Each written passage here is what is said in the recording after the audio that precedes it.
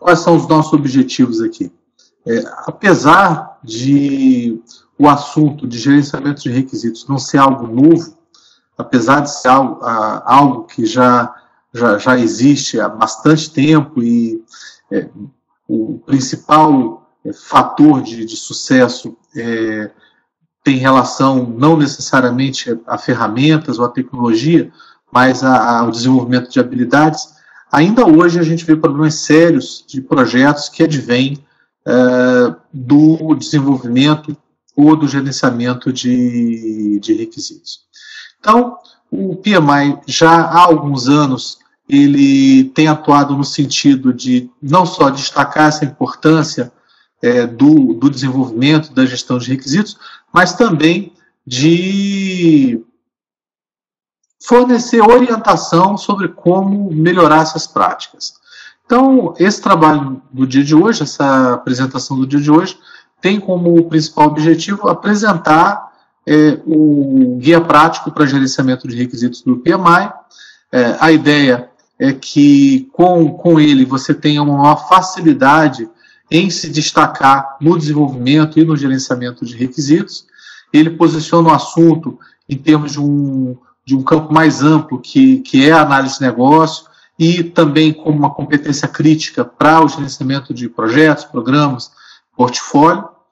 Ele se posiciona como um intermediário entre, de um lado, o PMBOK, que fala sobre o assunto de uma maneira um tanto quanto genérica, sem orientar na sua implementação, e o guia de análise de negócios, que é um documento bem mais extenso, bem mais pesado, e que detalha numa profundidade bem maior os temas que são abordados nesse guia prático de gerenciamento de requisitos. Então, ele fica entre esses dois níveis aí de detalhamento, né? Então, ele oferece a gerentes de projeto, gerentes de programa, e as pessoas que estão envolvidas no jogo dos requisitos, uma oportunidade de mais facilmente aprender e se desenvolver nos processos de requisitos, né? Então, como eu comentei, ele se posiciona como uma ponte entre o guia do PMBOK e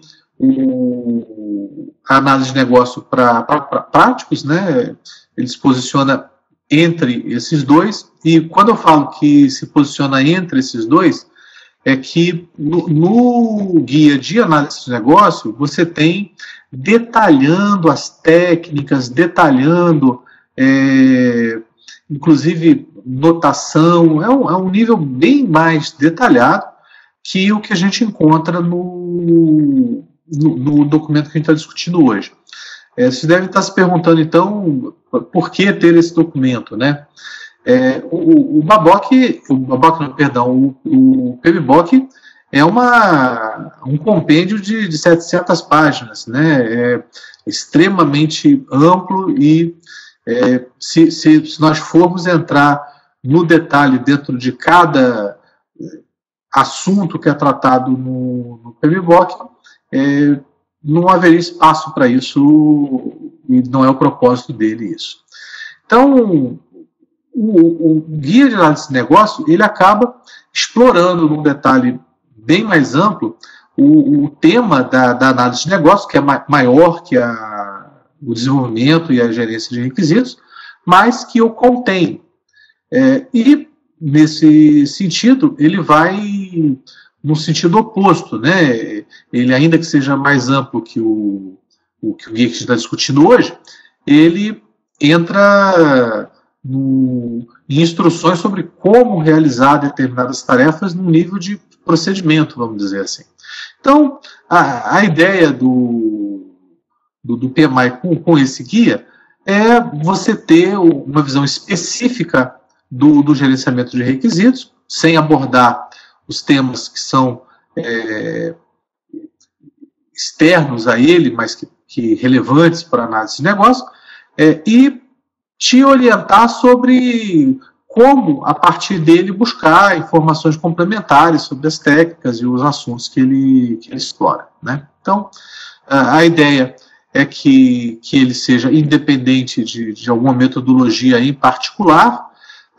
A ideia é que ele seja aplicável independentemente de você ter uma solução automatizada ou não, e também independe de qual abordagem de ciclo de vida que está sendo utilizado no caso em particular. Então, discute os elementos e a criticidade do desenvolvimento e gerenciamento de requisitos, discute de maneira prática qual é esse trabalho do gerenciamento de requisitos, define o que é esse trabalho, e, em particular, o que ele tem assim de mérito é que ele também estabelece o vínculo desse assunto do desenvolvimento e da gerência dos requisitos com o gerenciamento de projetos, e faz isso destacando quais são as tarefas, os conhecimentos e as habilidades necessárias para a sua execução.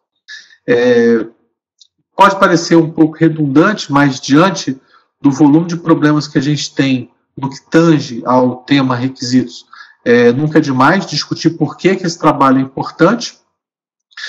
Fornece uma descrição de quais são as atividades que são executadas e explica como que se insere o desenvolvimento de requisitos conforme diferenças no ciclo de vida, e como que essas diferenças no ciclo de vida afetam qual o trabalho e como esse trabalho é sincronizado, né? A gente percebe que as pessoas confundem muito o assunto requisitos com papel, com documentação, e existem ciclos que têm uma característica mais adaptativa, que ao invés de utilizar prioritariamente esse tipo de mídia para desenvolver os requisitos, utiliza outras estratégias, como prototipação, como o uso de cenários, né?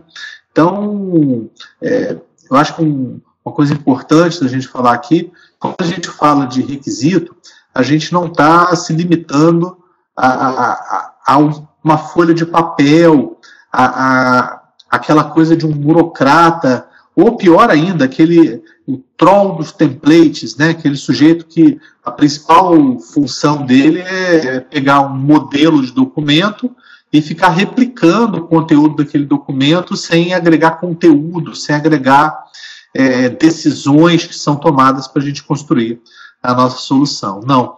É interessante colocar a perspectiva do PMI nesse tema de gerenciamento de requisitos, é que o requisito ele existe antes mesmo da gente ter um papel, porque o requisito reflete uma necessidade. Se nós formos olhar a definição, o Leonardo está falando que está falhando bastante. Todos estão tendo esse problema ou é uma particularidade da conexão do Leonardo? Estou vendo que ele está no celular. Tem mais alguém que está com problema no som? Até um feedback legal, eu vou colocar um comentário lá nos slides iniciais para a gente recomendar usar o aplicativo, né, e não o site, se a pessoa estiver pelo celular. Então, o requisito, ele representa uma condição necessária, né? Por definição, algo que é necessário não está sendo atendido, né? O requisito também ele existe independentemente da especificação. Quando você considera um produto, né? Quando a pessoa fala uma condição ou capacidade possuída, você está destacando o caráter de propriedade, de característica de algo que já está pronto, independentemente até daquilo estar especificado ou não em algum lugar. Então, o primeiro ponto aí importante da gente citar é que o requisito não se limita a um pedaço de papel. Quando a gente fala de requisitos, a gente inclui também o caráter da necessidade e inclui também o caráter de uma característica do produto. E a especificação, muito importante, ela representa essa necessidade ou esse produto, né? Então, sobre esse assunto, né, a gente vê que tem diferentes tipos aí de requisitos e conforme os diferentes tipos, eu vou ter diferentes necessidades de informação, vou ter diferentes atividades que eu vou precisar executar para descobri-los, para confirmá-los, para resolver conflitos que se identificam ao longo do desenvolvimento da nossa solução. Então, nesse espaço, o primeiro espaço que a gente quer colocar é o domínio do problema, né? Muitas vezes a pessoa ela busca produzir um conjunto de requisitos para uma solução quando ela não entende nem muito bem qual é o problema que ela precisa resolver, né? Então, o desenvolvimento de requisitos, a gerência de requisitos, ela começa quando você ainda está no espaço do domínio do problema, aquele espaço onde a gente está discutindo sobre áreas funcionais, a gente está discutindo sobre as partes interessadas-chave, quando a gente está discutindo sobre como que essas partes interessadas-chave elas utilizam os recursos que estão nessas áreas funcionais. Então, é nesse espaço aí do domínio do problema que surgem as necessidades que, por uma questão de uniformidade, a gente vai chamar de requisitos de negócio, porque as necessidades elas representam, como a gente viu na definição agora há pouco, né, também um requisito. Um grande equívoco que eu vejo no mundo de hoje é as pessoas considerarem qualidade uma aderência à especificação de requisitos. Qualidade não é a aderência à especificação de requisitos. Qualidade é a aderência aos requisitos. E quando a gente fala aderência aos requisitos, a gente está dizendo também as necessidades. Então, qualidade é aderência não à especificação, mas é aderência à necessidade, é cumprir com o propósito, é adequação ao uso pretendido, né? Então, se nós não tivermos um entendimento do que é essa necessidade de negócio, dificilmente a gente vai conseguir avaliar se um produto é de qualidade, porque a gente não consegue avaliar se ele está aderente ao seu uso pretendido, porque não o conhecemos. Nesse espaço também do domínio do problema, temos as restrições, temos as premissas, que são assuntos também descritos não só pelo guia de gerenciamento de requisitos, mas também pelo próprio PMBOK, né? Uma vez que a gente tenha mapeado, né, esse horizonte da necessidade, a gente começa a interagir com os diversos agentes que nos ajudam a construir uma solução para aquela necessidade. São o que é chamado no guia de requisitos das partes interessadas. Esses requisitos eles são inerentemente, vamos colocar assim, não resolvidos. Eu posso ter pontos de vista conflitantes no desenvolvimento da solução, eu posso ter pontos de vista que precisam ser melhor refinados para que permita a efetiva implementação do projeto. Então, nesse espaço dos requisitos das partes interessadas é onde a gente tem aquela informação que ainda está sendo desenvolvida, aquela informação que ainda está bruta, aquela informação que eu descobri uma visão de solução, mas preciso ainda resolver essa visão de solução em termos dos conflitos que estão inseridos nesses diferentes requisitos da parte interessada. Uma pessoa quer de um jeito, outra pessoa quer de outro jeito, e não é porque uma pessoa quer de um jeito que vai ser necessariamente daquele jeito, né? Então, esses requisitos das partes interessadas precisam ser melhor trabalhados, né? Esses requisitos das partes interessadas, uma vez que sejam trabalhados, eles vão originar os requisitos da solução e os requisitos de transição, né? Os requisitos da solução é o que vai compor a minha estrutura analítica de produto, é o que vai permitir eu descrever quais são os itens do escopo do meu produto. Enquanto os requisitos de transição são aqueles requisitos que são necessários para eu migrar de uma situação existente para uma nova situação, no entanto, tem uma vida útil delimitada até o momento em que eu transito para nova solução. A gente percebe no diagrama algumas setas, né, que levam até as necessidades. E aí eu abro espaço para a gente fazer uma crítica a esse vínculo às necessidades. Eu tive pesquisando sobre esse assunto. Isso tem uma origem, na verdade, quase religiosa. Isso tem uma origem no necessitarianismo, né, onde se busca vamos falar assim, a perfeita simplicidade. É aquele momento onde você já tem todas as suas necessidades atendidas, né? Agora, vamos pensar por outro lado, né? Talvez, se nós nos ativéssemos apenas a questão da necessidade, hoje nós estivéssemos ainda andando com carroças, vamos dizer assim, né?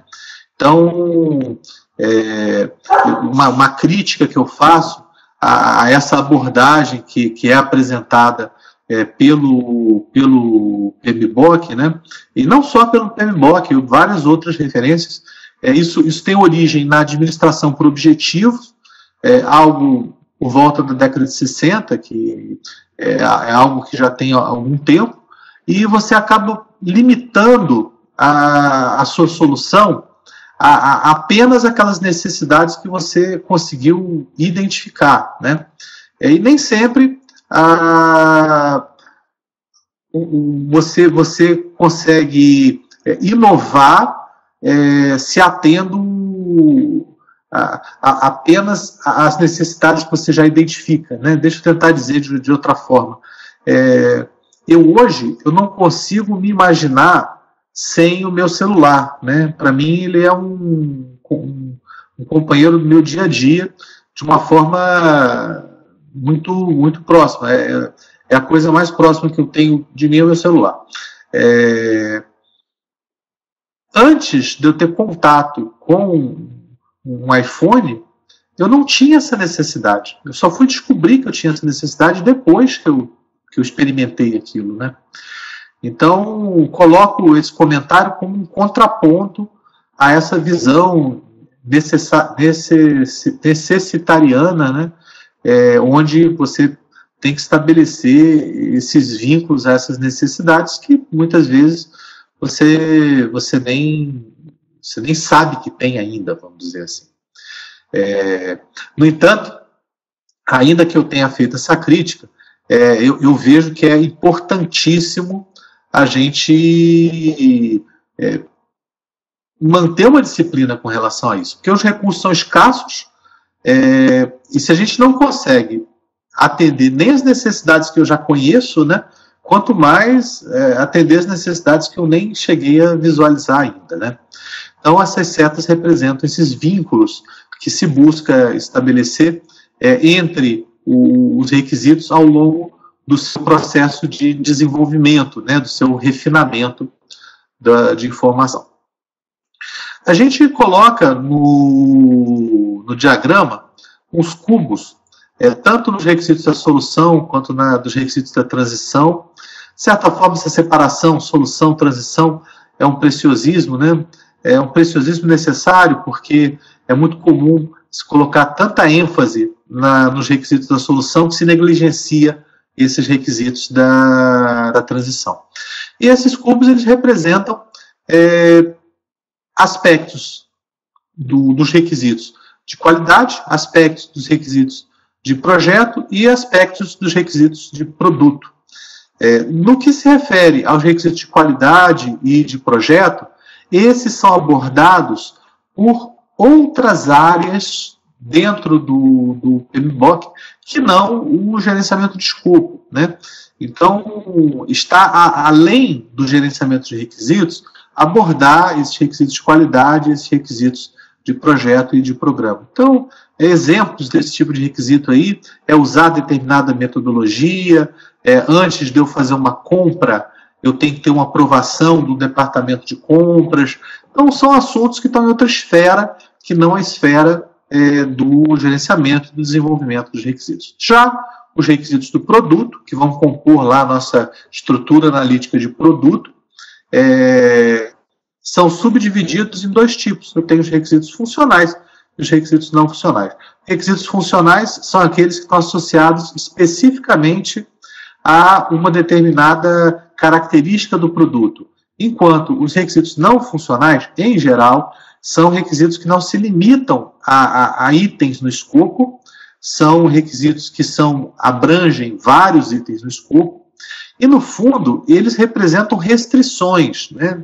Dentro de todo o universo de solução que eu tenho para um determinado item, um conjunto de itens no escopo, eu tenho algumas limitações quanto às características que aquele produto tem que ter para que a necessidade seja atendida, né? Então, entre o momento que eu aperto um botão para acender a luz e o momento que a luz acende, eu não posso ter um intervalo superior a 1 segundo, vamos dizer assim, né? Então, tendo discutido sobre esses diferentes tipos de requisitos, a gente entra numa visão agora de atividade, de tarefas, né? A gente teve uma visão dos produtos, que são os produtos do desenvolvimento de requisitos.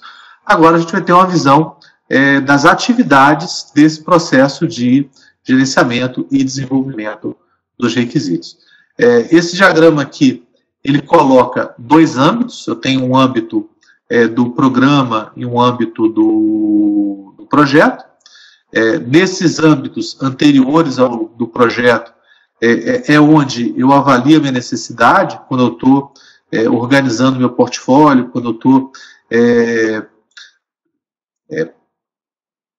descobrindo quais são as oportunidades, quais são os problemas que a organização precisa resolver, ou se não sou eu que estou descobrindo, se não sou eu que estou identificando, no mínimo eu preciso entendê-los, né? Então, essa avaliação das necessidades aborda esse espaço onde a preocupação maior é o domínio do problema, a preocupação maior são as necessidades de negócio, a preocupação maior são as restrições e as premissas que se precisa assumir para planejar aquele escopo, né? Eu tenho o planejamento do gerenciamento de requisitos, que é onde eu defino as políticas para o desenvolvimento dos requisitos. Quando eu falo de desenvolvimento de requisitos, falei várias vezes aqui, desenvolvimento de requisitos é basicamente uma dupla. É a elicitação, a análise de requisitos e, na visão do PMI, também a avaliação de solução. Então, em algumas outras referências no mercado, a gente encontra como desenvolvimento de requisitos, elicitação e análise. Na visão do PMI, eu tenho não só a elicitação e análise, mas também a própria avaliação de solução. O que é muito legal, porque as pessoas tendem a associar a avaliação de solução ao aceite, quando eu já tenho um produto todo desenvolvido. A ideia aqui é eu, ainda em tempo de desenvolvimento de requisitos, obter uma avaliação de se, uma vez aquele conjunto de requisitos aceito, o produto que se desdobra dele vai atender à necessidade, vai cumprir com o uso pretendido. Ao longo desse trabalho, o PMI coloca o monitoramento e controle de requisitos e o fechamento de projeto ou fase, né? É importante destacar, nunca é demais falar, que essa lógica não se resume a uma estratégia extremamente orientada ao planejamento sequencial. Eu deveria ser capaz de executar esses processos usando o desenvolvimento em ondas sucessivas, né? Então, é importante a gente colocar ali que, quando a gente fala assim, de avaliação de solução, não necessariamente é a avaliação da minha estrutura de analítica de produto como um todo, do meu backlog como um todo, mas do que eu consegui desenvolver dentro de uma determinada onda de engenharia. Então, vamos abordar agora cada uma dessas áreas de processo. vou procurar ser breve para a gente ter um tempinho para bater um papo ao final. Então, a avaliação das necessidades, ela tem como propósito criar uma definição de alto nível que vai determinar as opções de solução viável e vai dirigir o desenvolvimento de um caso de negócio e requisitos subsequentes. Então, basicamente, entender o problema e estabelecer uma visão de solução viável. Então, entender metas e objetivos da organização, definir problemas e oportunidades, avaliar as capacidades atuais, definir essa visão de futuro e quais as lacunas que a gente precisa superar para alcançar essa visão de futuro. Então, como eu comentei, a ênfase maior está no domínio do problema, no entendimento das suas áreas, dos seus processos, e a partir daí a gente estabelecer um referencial de sucesso para todo o trabalho subsequente. Então, no âmbito de portfólio, a gente está falando do plano estratégico, do roadmap de produto, dos casos de negócio. No âmbito do programa, eu teria os casos de negócio, o plano do programa, o roadmap do programa e os benefícios do programa. E no âmbito do projeto, eu tenho as necessidades de negócio, o caso de negócio, termos de abertura e acordo. E esses são os locais onde, tipicamente, a gente vai ou capturar ou obter as referências para conseguir alcançar esses objetivos que a gente comentou aqui, né? O planejamento do gerenciamento de requisitos é um trabalho vamos falar de setup, é um trabalho de iniciação. Nele, a gente tem como objetivo desenvolver, revisar e atualizar um plano para orientar e direcionar sobre como os requisitos vão ser desenvolvidos e gerenciados ao longo do projeto. E ele reflete as atividades específicas dos domínios de ciclo de vida até a avaliação da solução. Ou seja, eu vou colocar qual é a regra do jogo no que se refere ao gerenciamento, ao desenvolvimento de requisitos. Ou seja, como vai funcionar a licitação, como é que vai funcionar a análise, como é que vai funcionar o monitoramento e o controle do desenvolvimento dos requisitos. São 4 os principais fatores de sucesso declarados no manual para essa atividade de planejamento do gerenciamento de requisitos. Primeiro, é a integração desse trabalho com o gerenciamento de escopo do projeto, gerenciamento de risco do projeto também. Então, deve-se enxergar o desenvolvimento de requisitos de uma maneira muito íntima ao gerenciamento do projeto. Eu não quero dizer que a gente vai criar um checklist, microgerenciamento. Não necessariamente é isso. Mas, conforme você desenvolve seus requisitos, é isso que vai dar insumo para você fazer todo o gerenciamento de escopo do seu projeto e o que deriva disso, né? O engajamento e colaboração das partes interessadas. A gente percebe que um dos fatores que se coloca como fracasso aí de projeto é o sujeito demandar um projeto e abandonar aquilo e ver se aquilo vai funcionar, né? Então, já nesse momento é importante, quando se planeja essas atividades, envolver essas partes interessadas para evitar os problemas que a gente já comentou, advindo as pessoas não estarem mobilizadas. O comprometimento organizacional, né? A empresa, ela está efetivamente interessada em que aquilo aconteça, senão a tendência é que morra, e reconhecimento de valor, né? Que essas atividades de planejamento do gerenciamento de requisitos sejam valorizadas, né? Então, é nesse momento, por exemplo, que a gente estabelece qual é o grau de formalismo que vai se utilizar para documentar um evento de levantamento, uma entrevista, uma observação, um seminário, né? Então, qual que é o grau de formalismo que se espera nesses registros? Qual que é o protocolo que vai se seguir relativo à confirmação dos achados nessas atividades de licitação? Então, isso tudo é definido nesse fórum aí do planejamento e gerenciamento dos requisitos.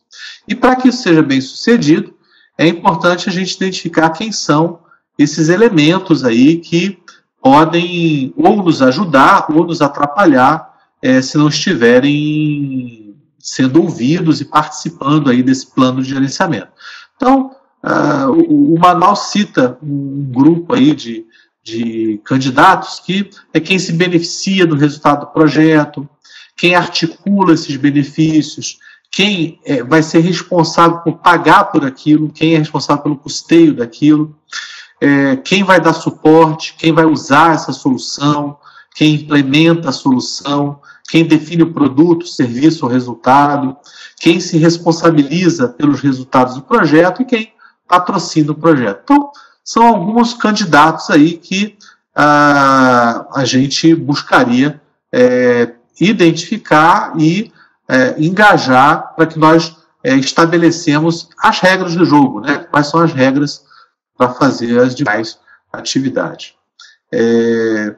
No final desse trabalho, algumas perguntas tinham que estar respondidas, né? Então, como que os requisitos deveriam ser desenvolvidos, rastreados, gerenciados, validados e relatados?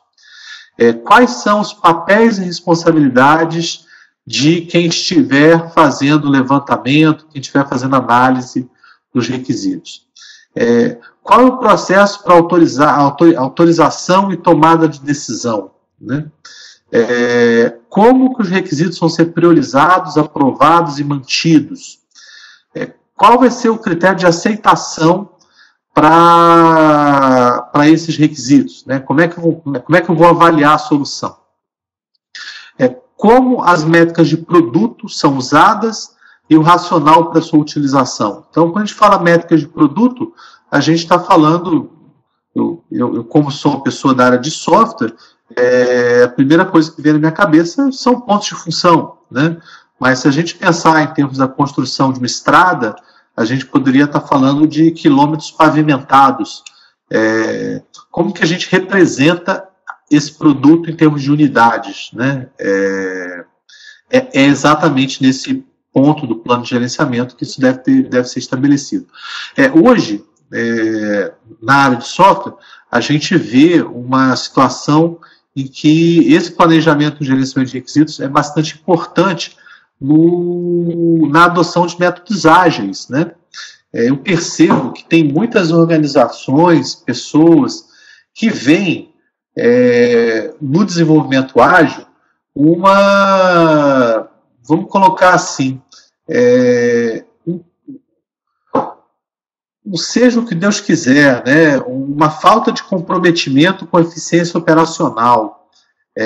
Eu acho que é importantíssimo a gente buscar a efetividade.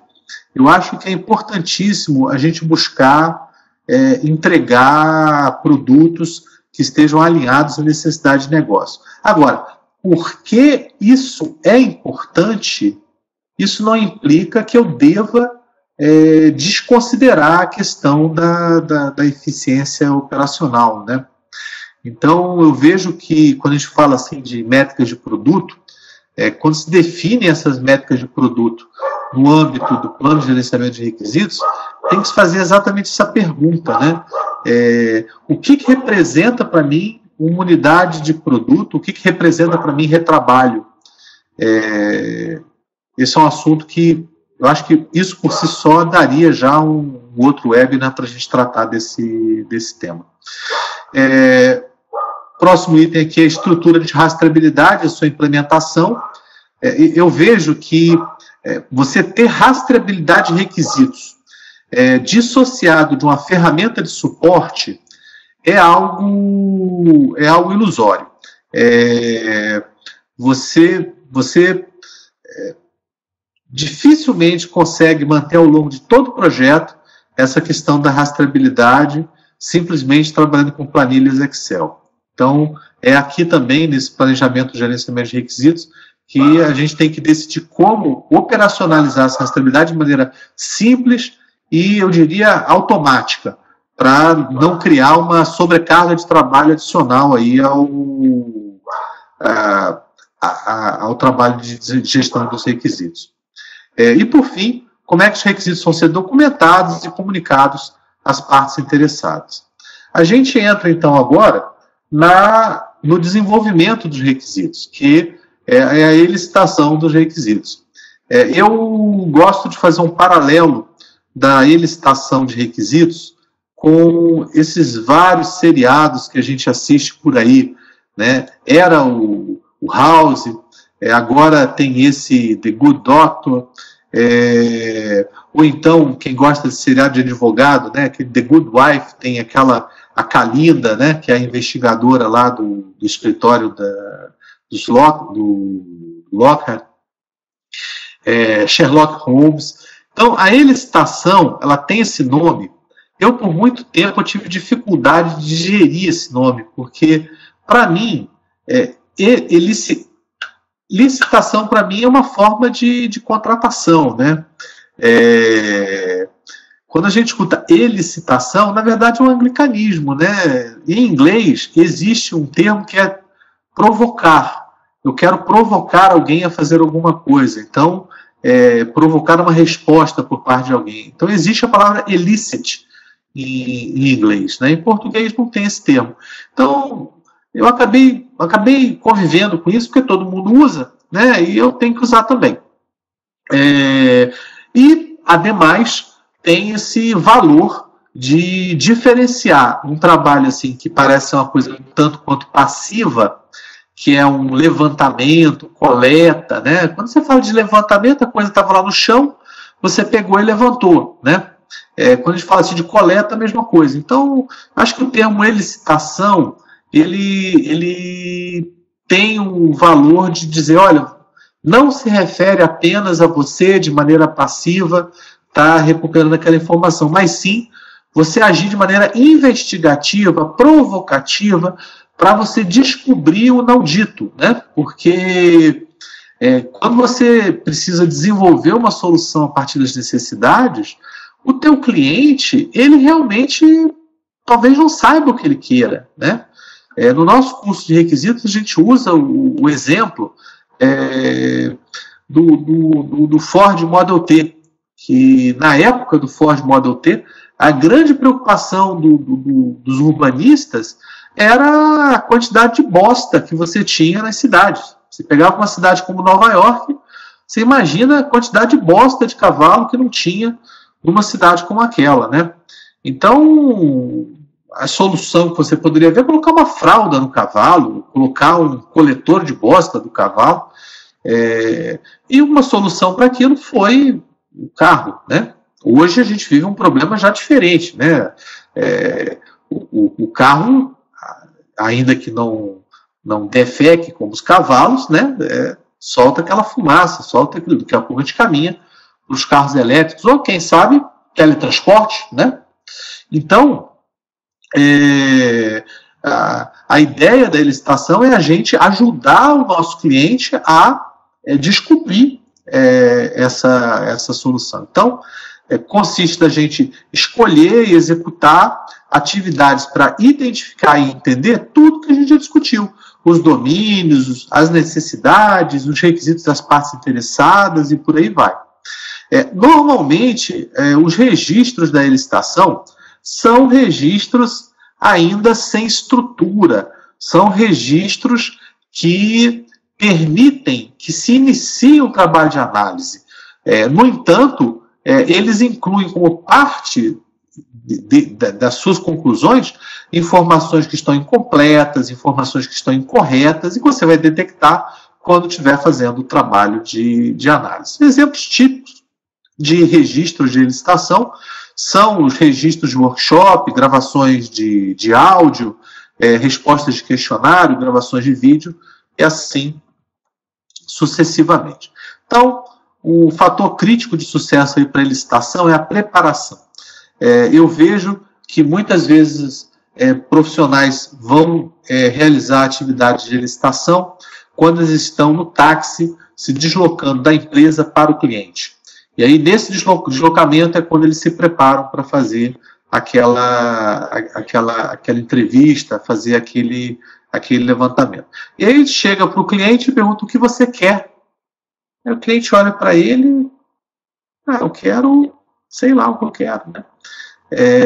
A gente tem que pensar que a licitação é como se fosse uma dança, em que aquele que está desempenhando o papel do homem é o que deve conduzir aquele que está desempenhando o papel de mulher na dança, né? Então, aí a preparação é fundamental para que você faça isso, né?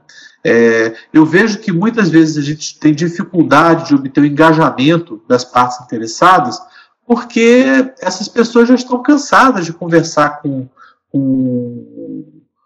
profissionais que fazem com que ela se sinta um idiota, né? Porque as coisas não caminham, então você acaba perdendo esse engajamento, não porque a pessoa esteja com má vontade, não porque a pessoa não queira colaborar, mas porque não houve uma preparação adequada, né? As necessidades organizacionais, os requisitos de negócio definidos estarem bem definidos são um fator crítico de sucesso, porque se eles não estiverem, como é que eu vou saber se eu não estou me desviando do meu escopo, né? Fenômenos como scope creeping, como gold plating, eles acabam surgindo em função de eu não ter claramente essas necessidades articuladas, e o próprio conhecimento do domínio, né? Quanto mais você conhece daquele domínio, mais facilidade que você vai ter para conduzir a sua licitação. Se a licitação é onde você descobre as peças do seu quebra-cabeça, a análise é onde você pega essas peças e as examina, as decompõe, e a partir desse exame, dessa decomposição, você junta essas partes numa estrutura que você consegue validar, que você consegue melhorar, que você consegue entender, que você consegue completar. Então, a análise é você juntar essas peças. O produto da análise, a regra da análise, é você produzir as suas especificações de requisitos, seja em papel, seja em representações como protótipos, por exemplo.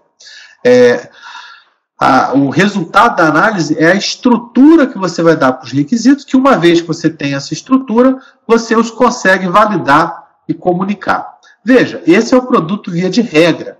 Agora, é natural que quando você faz esse exame, essa decomposição, você acaba descobrindo questionamentos, você acaba descobrindo lacunas que você só consegue resolver por meio de novas atividades de licitação para resolver omissões, ambiguidades, conflitos, redundâncias, ou mesmo requisitos que você descobre que estão errados, né?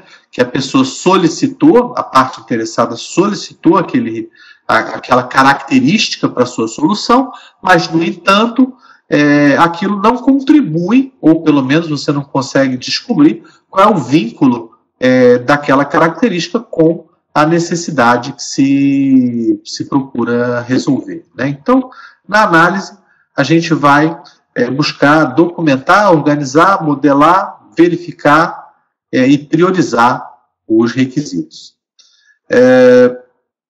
Ao longo do trabalho de licitação e análise, eu tenho monitoramento e controle dos requisitos. Então, a ideia é avaliar, enquanto essas atividades estão acontecendo, se há algum desvio em relação ao plano de gerenciamento dos requisitos que a gente citou como a segunda etapa aí do processo, né?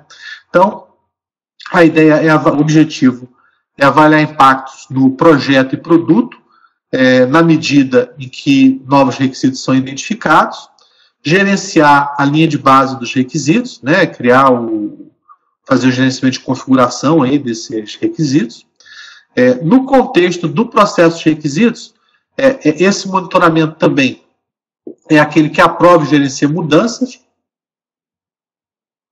Perdão, eu falo no contexto porque existem mudanças que não têm uma relação com os requisitos, né? Existem mudanças que são de outros âmbitos.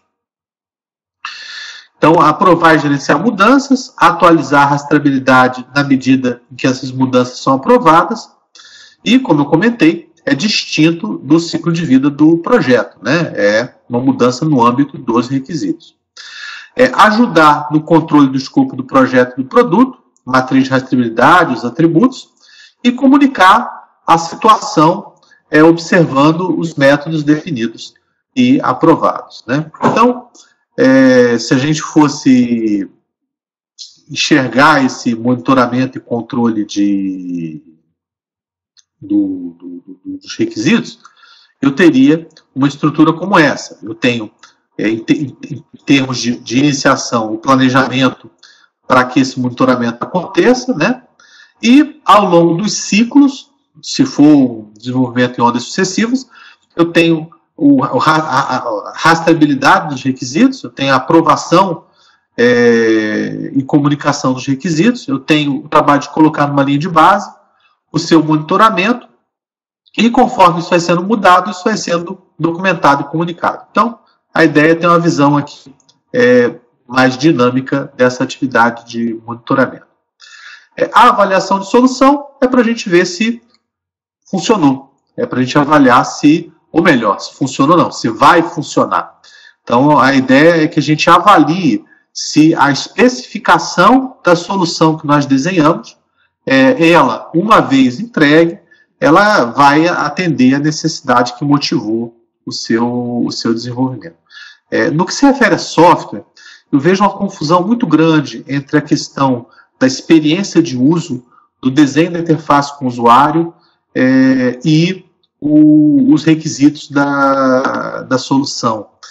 Eu vejo que eu posso ter um conjunto de requisitos para um produto que pode variar enormemente quando se fosse discutir essa questão de experiência de uso, interface gráfica com o usuário.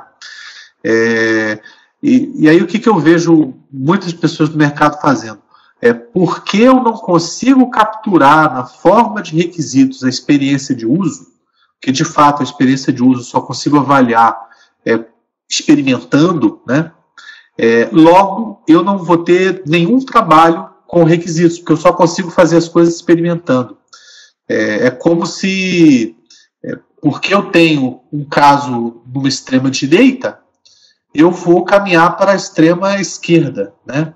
E não existe um ponto de compromisso entre esses dois espaços, né? Então, eu vejo que essa avaliação de solução ela ajuda você a entender que existe esse ponto de equilíbrio aí entre esses dois pontos, né? Então, o objetivo aí da avaliação de solução é validar uma solução, implementar o que esteja prestes a ser. Então, observa que o PMI coloca, né, que não é necessário que esteja pronto, pode ser a especificação, determinar o quão bem essa solução atende às necessidades, incluindo a entrega de valor ao cliente, uso pretendido, né? Nesse ponto, é possível que eu identifique novos requisitos ou requisitos modificados, é natural que isso aconteça. Geralmente, suporta verificação e validação da solução, então, é na avaliação da solução que, quando é interno pela equipe, eu vou fazer um trabalho de verificação, quando é pelo cliente, eu vou ter a sua validação, e se integram, né? Porque verificação eu fiz certo, eu observei as boas práticas, eu observei o que foi definido em termos de padrões de projeto, e a validação, eu fiz a coisa certa, né? Então eu fiz certo e fiz a coisa certa. Então essas duas coisas, elas se complementam, né? Então, queria concluir, a ideia é a gente simplificar o conteúdo exposto no guia de práticas de análise de negócio. O detalhamento desse guia ele é superior ao detalhamento que a gente tem do PMBOK. Ele é o meio de caminho que, de forma mais simples, permite que você tenha um entendimento geral do processo, ainda que não seja um tutorial explicando técnica a técnica. É um bom ponto de partida para a gente se aperfeiçoar no gerenciamento do escopo do projeto. A sua aplicabilidade ela não se limita ao projeto, ela também é relevante para a gerência de produto. E como toda a suíte do PMI, né, a gente percebe que é um esforço grande assim, para manter a gerência de projetos relevante num mundo onde a gente percebe cada vez mais as funções de engenharia sendo empoderadas, né, por meio do seu autogerenciamento. Eu queria que vocês me desculpassem, porque eu tinha duas alternativas. Ou eu fazia isso na Fatos, ou eu fazia isso na minha casa. E eu acabei não me atinando que nesse horário é o horário que meus vizinhos passeiam pela rua e os meus cachorros começam a defender o meu terreno desses vizinhos selvagens, né? Queria convidar vocês aí para visitarem nosso site, nosso Facebook, né, LinkedIn. Hoje nós colocamos em produção o nosso novo site de portal de treinamento, né, serviços educacionais. Quem tiver interesse de visitar e dar algum feedback é muito bem-vindo, ficou muito bonito. É um exemplo exatamente do que eu tinha comentado. Eu altero uma pele, e porque eu alterei a pele, toda a usabilidade do site foi modificada, né? Agora, as funcionalidades são as mesmas, né? E o que mudou foi só a questão da usabilidade. Então, eu vejo que a gente tem que saber separar essas duas coisas, né? Itens no escopo de aspectos de implementação daquele escopo. Convido vocês no dia 16 de outubro para o webinar sobre a certificação em engenharia de requisitos do IREB. Né? Eu vejo que o serviço mais próximo que a gente tem desses temas são os serviços de engenharia de requisitos. Nós temos um curso de engenharia de requisitos e oferecemos consultoria também nesse assunto. Além do livro, né? Compre o livro também. Eu vou abrir para vocês aqui uma pesquisa, né? E nesse meio tempo, quem quiser comentar alguma coisa, eu peço aí para colocar nessa caixinha de texto, tá certo? Eu vou abrir aqui a pesquisa. Deve estar aparecendo aí na tela de vocês. E eu vou ficar aguardando aqui os comentários, tá ok?